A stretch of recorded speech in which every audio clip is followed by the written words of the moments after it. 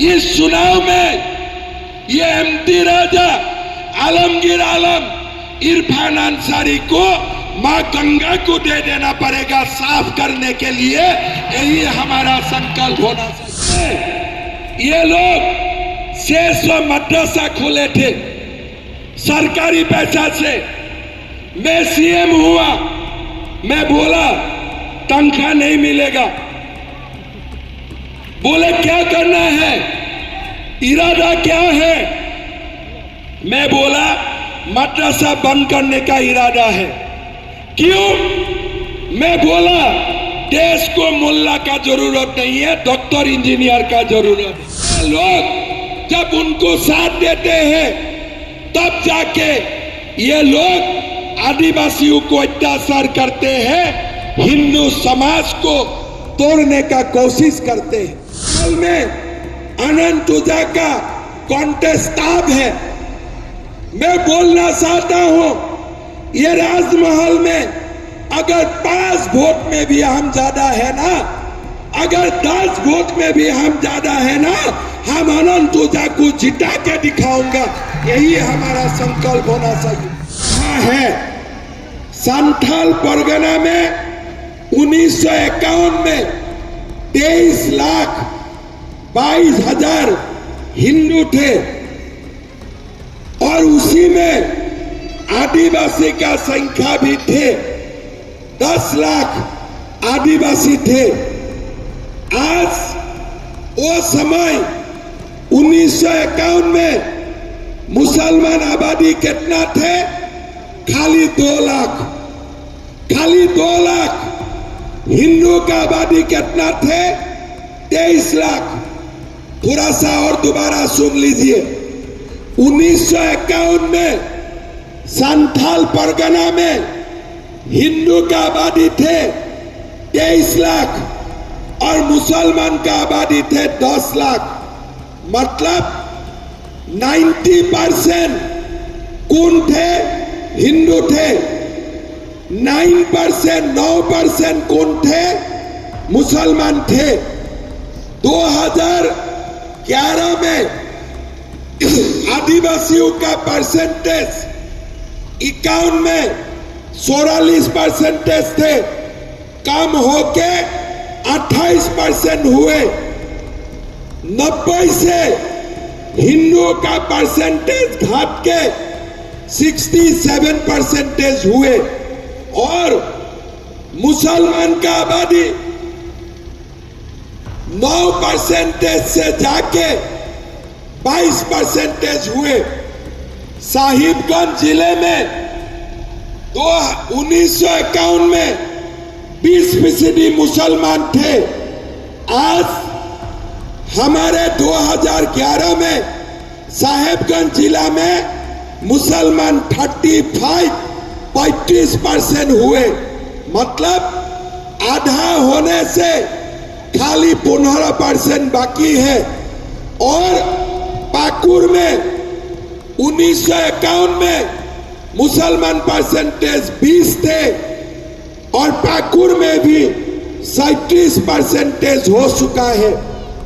हिंदू का आबादी लगातार 22% घट चुका है और मुसलमान का आबादी बढ़ रहा है। यह साहेबगंज जिला अगर 9% मुसलमान जो 51 में था उनका बेटा बच्चा इतना हो ही नहीं सकता है। कहां से आए ये जो लोग आए? हमारे झारखंड को खा जाने के लिए, हमारा समाज को बर्बाद करने के लिए यहां में घुसपैठिया आने लगा। कुछ नहीं करता है सरकार। क्यों नहीं करता है? क्यों नहीं करता है?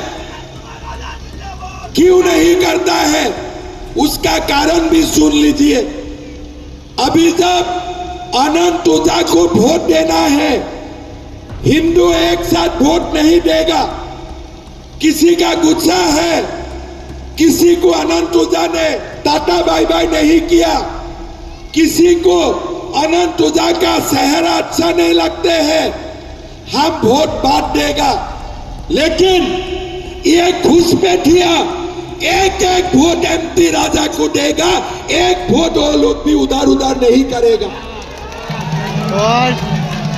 एक वोट मैं साइलेंस करके बोल सकता हूं, मैं साइलेंस करके बोल सकता हूं। जो 9% हमारा देसी लोग थे, देसी मुसलमान थे, उनका बात छोड़ दीजिए। ये जब बाद में लोग आए, घुसपैठिया आए, ये लोग बारहट में, पाकुर में, हमारे राजमहल में, लेटीपाड़ा में, महेशपाड़ा में एक वोट भी कोई दूसरा पार्टी को नहीं देगा। ये लोग एक जगह में ही जेएमएम को सारे वोट डालेगा।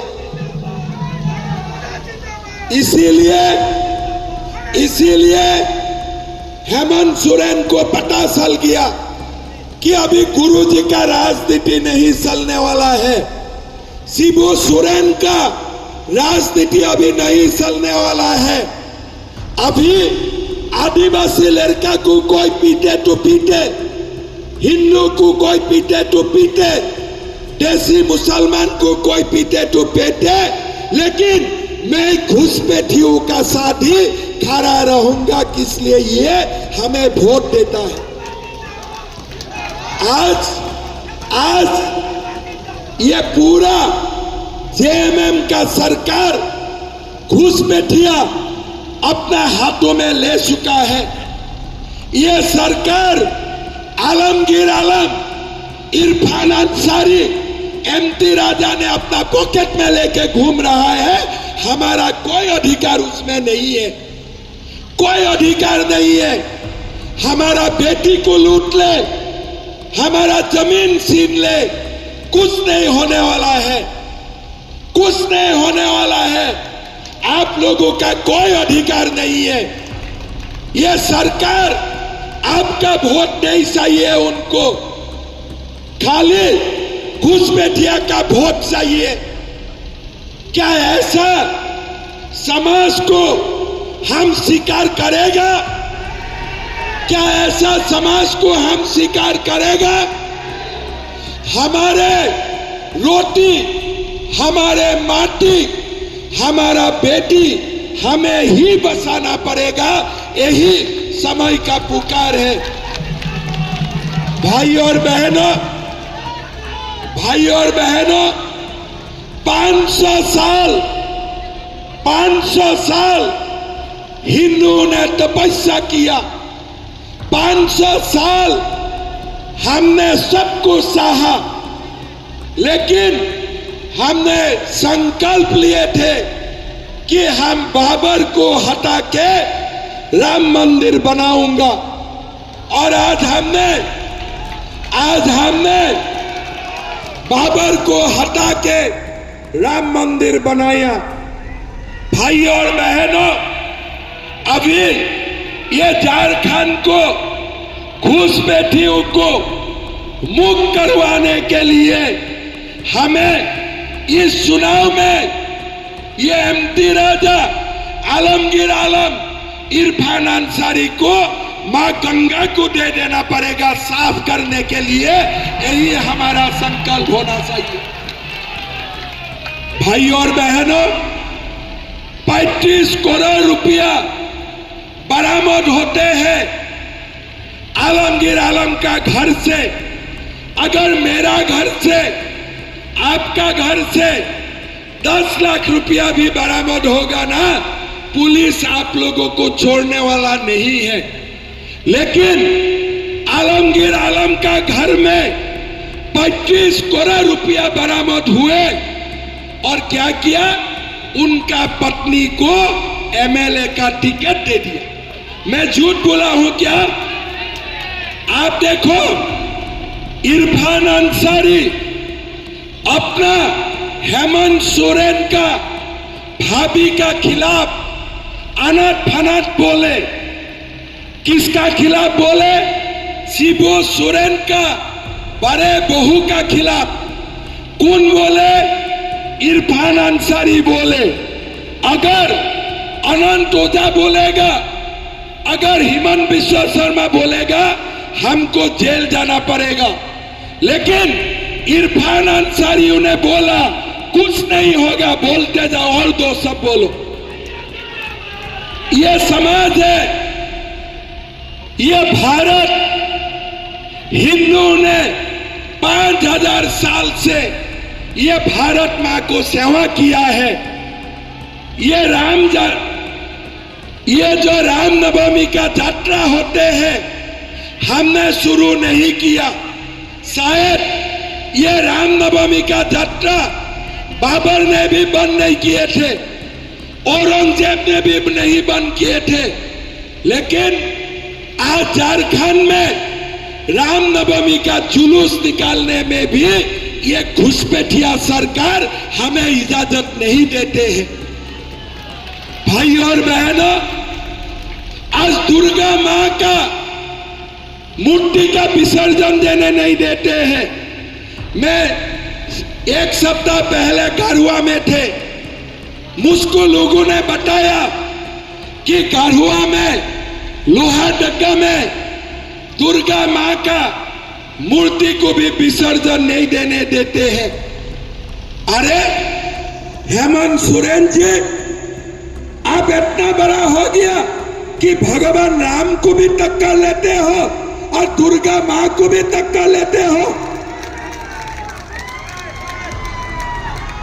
मैं आपको चैलेंज देता हूं, रामनवमी का तो प्रोसेशन आप बंद करते हो, दुर्गा मां का विसर्जन तो बंद करते हो। मैं आपको खुलेआम चैलेंज देता हूं, एक बार मोहर्रम का प्रोसेशन बंद करके दिखाओ।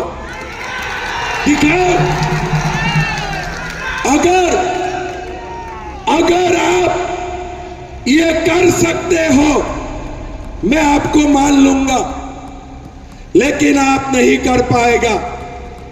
हम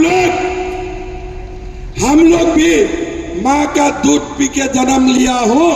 अगर रामनवमी का अगले बार बीजेपी का सरकार बनेगा, आप हिम्मत करके देखो, रामनवमी का प्रोसेशन बंद करने का, मां का मूर्ति का विसर्जन बंद करने का आप हिम्मत दिखा के देखो, समझ जाएगा ये हम लोगों भी मां का दूध पी के बड़ा हुआ हूं। मैंने अखबार में पढ़ा कि विधानसभा में ये आनंद जी मुझको अगर गलत है, मुझको सुधारेगा। विधानसभा में, झारखंड विधानसभा में नमाज पढ़ने का व्यवस्था करने का भी प्रयास किया गया। सच बोला हूं ना?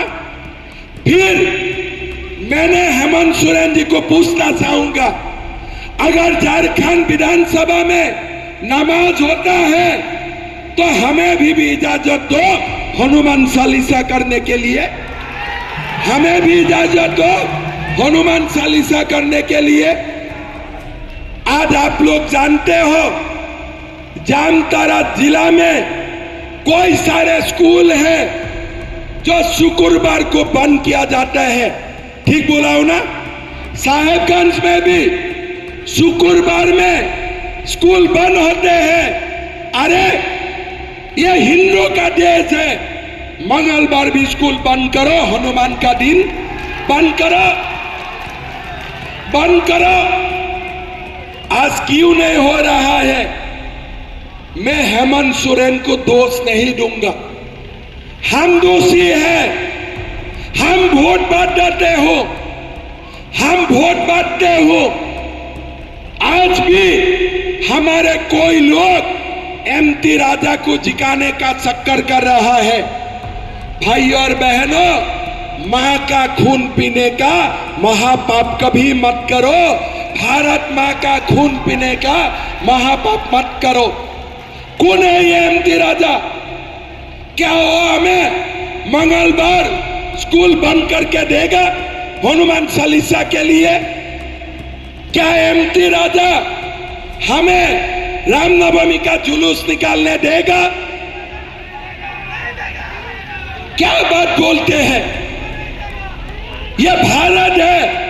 भारत में शुक्रवार कैसे स्कूल बंद हो सकता है? अरब में हो सकता है, भारत में शुक्रवार स्कूल बंद नहीं हो सकता है। मेरा असम में ये लोग 600 मदरसा खोले थे सरकारी पैसा से। मैं सीएम हुआ, मैं बोला तनख्वाह नहीं मिलेगा। बोले क्या करना है, इरादा क्या है? मैं बोला मदरसा बंद करने का इरादा है। क्यों? मैं बोला देश को मुल्ला का जरूरत नहीं है, डॉक्टर इंजीनियर का जरूरत है। देश को डॉक्टर इंजीनियर का जरूरत है। बोले साहब हल्ला होगा। मैं बोला एक बार हल्ला करके दिखाओ, हम भी मां का दूध पी के मुख्यमंत्री हुआ। कहां हल्ला किया? कौन सा हल्ला किया? 600 मदरसा मैं ओपन चैलेंज करके बंद कर दिया एक दिन में। कहां का हल्ला हुए? जब एक रहते हो ना, किसी का हल्ला करने का कोई, आप लिख लीजिए, ये लोग जब हम एक रहेगा ना, उनको हल्ला करने के लिए उनका हिम्मत भी नहीं होते। तो क्या होते हैं? जब हमारा लोग ये लोगों को साथ देते हैं, हमारा लोग जब उनको साथ देते हैं, तब जाके ये लोग आदिवासियों को अत्याचार करते हैं, हिंदू समाज को तोड़ने का कोशिश करते हैं। हम अगर एक रहेगा ना, राहुल गांधी हिंदू समाज को बांटना चाहते हैं। राहुल जी, हिंदू एक रहेगा तभी मेरा ये भारत महान होगा। इसीलिए ये भारत सनातन संस्कृति से ही यहां तक आ जाए हैं। हिंदू को मत तोड़ो, अपना घर को मत तोड़ो। जब अपना घर को तोड़ लेते हो ना, तो दुश्मन हमारा घर तक आ सकता है। लेकिन पांच भाई इकट्ठा रहते हैं, कोई माई का लाल नहीं होते हैं जो हमें चैलेंज कर सकता है। कोई माई का लाल नहीं होते हैं। इसीलिए लोग बोलते हैं कि राजमहल में अनंत ऊर्जा का कॉन्टेस्ट अब है। मैं बोलना चाहता हूं, ये राजमहल में अगर 5 वोट में भी हम ज्यादा है ना, अगर 10 वोट में भी हम ज्यादा है ना, हम अनंत ऊर्जा को जिता के दिखाऊंगा। यही हमारा संकल्प होना चाहिए। अगर ये लोग 99.9% देते हैं हमारा भारत मां का सगन, आप लोग 100% वोट दीजिए। हम हारेगा नहीं। 500 साल का बाद भी हमने राम मंदिर बना के दिखाया। हम हारेगा नहीं। हम लोग एक वोट से भी राजमहल में ज्यादा है कि नहीं? है कि नहीं? एक वोट से। तब अगर एक वोट से भी हम ज्यादा है, अगर मेरा पिता घर में ऑक्सीजन लेके भी बैठा है, उनको भी ले आना। भारत माता को आशीर्वाद देगा, नरेंद्र मोदी को आशीर्वाद देगा। ये देश का पुकार है, ये हमारा समाज का पुकार है, ये रोटी माटी बेटी का पुकार है। भाई और बहनों, ये कोई सरकार नहीं है। आपको मैं गिनाते जाऊंगा। क्या बोले थे? 5 लाख नौकरी देगा। जी ने बोला, प्रधानमंत्री जी भी बोले, हम लोग एक है कि नहीं? एक है कि नहीं? पूरा एक है, 100% एक है। आनंद जी जीतेगा, पूरा जीतेगा। तो मेरा साथ बोलिए, भारत माता की, भारत माता की, अनंत ऊर्जा, अनंत ऊर्जा। भाई और बहनों, चुनाव देखते देखते पहला चरण का चुनाव समाप्त हुए और दूसरे चरण का चुनाव 20 तारीख को होने वाला है। मैं जब 4 महीना पहले झारखंड आए थे, मैं कल्पना भी नहीं किए थे कि जनता का बीचों में यह सरकार का ऊपर इतना रोष है। जब पहले आए थे, थोड़ा थोड़ा बात याद में आए, थोड़ा थोड़ा बातें ध्यान में आए, धीरे धीरे जनता से बातें होते गया और बहुत सारा बात हमारा ध्यान में आए। कल जब चुनाव हो रहा था, मैं दिल्ली में था, लोग बोल रहे थे कि यह चुनाव का रिजल्ट ऐसे रिजल्ट नहीं होगा, यह चुनाव का रिजल्ट बीजेपी के लिए सुनामी होने वाला है, बीजेपी के लिए पूरा सुनामी होने वाला है। भाई और बहनों, संथाल परगना के बारे में आप लोग जानते हैं। आप लोग यहाँ रहते हो, संथाल परगना का हालत का बारे में आप लोग भले भांति जानते हो। चुनाव का प्रभारी होने का बाद मुझको पाकुड़ आने का मौका मिला। पहले मेरा मन में ये एक आइडिया था कि जो जेएमएम का सरकार है वो आदिवासी का सरकार है, कुछ भी होगा लेकिन आदिवासियों के लिए ये जेएमएम और हेमंत सोरेन सब कुछ करेगा। एक दिन पाकुड़ में हमारे हिंदू का ऊपर अत्याचार हुए, गो मांस काट के हिंदू का घर में रखा गया। तारानगर, जगन्नाथ नगर से लोग भागना शुरू किए।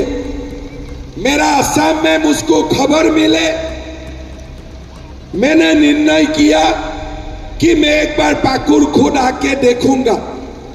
उसी समय अखबार में खबर निकाला कि गायबाथान ने एक घुसपैठियों ने हमारा आदिवासियों का जमीन छीनने का काम किया है और आदिवासी परिवारों को, दो परिवारों को उन्होंने पीटा। कोर्ट का ऑर्डर होने का बाद भी सरकार उनको जमीन वहां पास नहीं किया। मेरा विश्वास नहीं हुआ, मैंने बोला मैं खुद जाके देखूंगा। एक दिन मैं पाकुड़ आए, मैं गायबाथान गया, मैंने खुद आंखों से देखा कि हमारे आदिवासी परिवारों को ये लोग घुसपैठिया लोग कैसे पीटे, कैसे मारे और सरकार कुछ नहीं किए। पाकुड़ का आदिवासी जो हॉस्टल है उनका छात्राओं ने प्रोटेस्ट किया।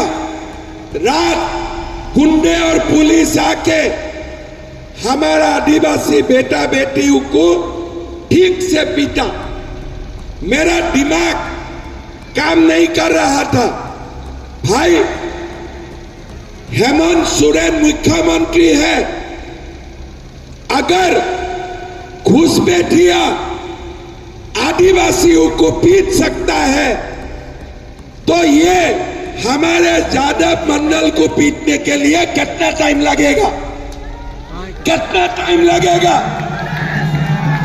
अगर हेमंत सोरेन का सरकार में पाकुड़ का हॉस्टल में ढुक के आदिवासियों को घुसपैठिया मार सकता है, पुलिस कुछ नहीं कर सकता है, क्या काल ये अगर जेएमएम का सरकार आए, आप लोगों का बेटी बहू का ऊपर अत्याचार होगा, क्या ये सरकार हमें बचाएगा? क्या ये सरकार हमें बचाएगा? ये बात मेरा दिमाग में आए तब मैंने देखा कि क्यों ये जेएमएम का सरकार, हमारा बात तो हमने छोड़ दिया, कोई ओबीसी, कोई राजपूत, कोई ब्राह्मण, कोई ओबीसी, कोई शेड्यूल कास्ट, कोई हमको न्याय नहीं मिलेगा, लेकिन आदिवासियों को न्याय क्यों नहीं मिला? फिर मैंने कागज देखा, हमारे जो संथाल परगना है, ये संथाल परगना में 1951 में 9% मुस्लिम हुआ करते हैं। आज भी हमारा सभा में कोई भी मुस्लिम भाई बहन होगा जो 1951 का सेंसस में भी उनका नाम है, उनको हम कभी घुसपैठिया नहीं बोलता हूं, लेकिन धीरे धीरे